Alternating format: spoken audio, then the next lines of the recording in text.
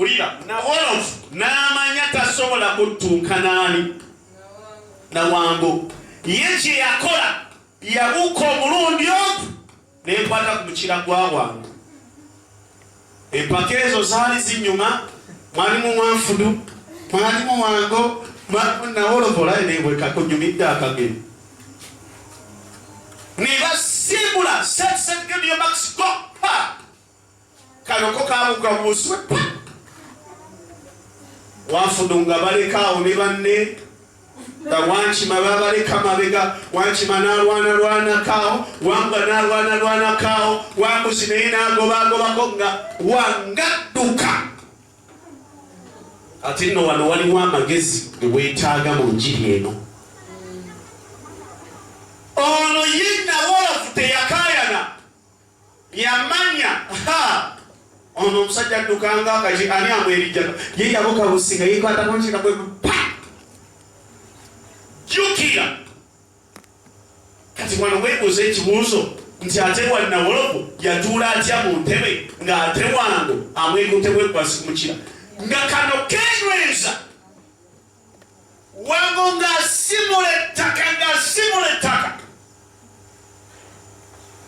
batukalira malirako bataddewo n'entebe ey'okutuulamu omwamuzi mwatuula. Sulemaani atugambye abakola batya si be bakola ki kakati embiro zitali kisoma kidemo kyatule bakitegere ab'embiro si be basinga empaka ez'embiro. Kyukira ne gavumenti neiba okusooka okuba kyenjagala okuba tekitegeeza nti ompangudde. Katonda omulungi basi kano nga kenyweza Wango ng'asimula ettaka ng'afufa bino gye balingira. Wango atuuka ku ntebe gy'agenda otuulamu eringa wali abategesi baategese. Kano aba akyuka bw'ati atuule mukira gwe gusooka yinjukira ku ntebe. Ko kaabuka ku mukira ne Katonda bwe mba Wango abaana nagaga gwe naawe ojja kuntuula ku mukira gwange. Wango ng'aweekedde n'atunula emabega nga tewali yadde omu abadde amugoba.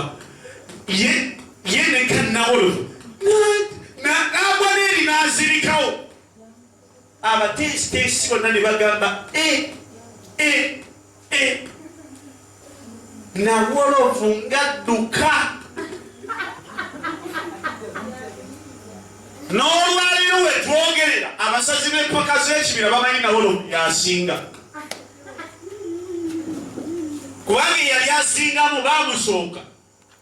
Empaka zaali nti asooka okutuula mu ntebe. Empaka zaali wano entebe nga bagitaddenga mu tawuni. Gwe lowooza Nawolovu bw'asooka mu tawuni naawe kigeesingemu awo. Oba musazi wa mpaka nga gwazisala tovaawo nga naye tobitegedde. Wango bwadde engulu nga bamwiyeyeeko n'amazzi omutima gujula kwabika.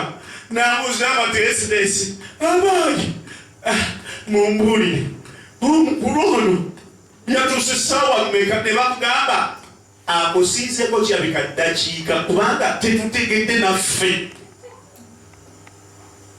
Nkusabira omwaka guno obeere n'okubikkulirwa ebirala byereesinge Mukama kuwa amagezi agabisooka.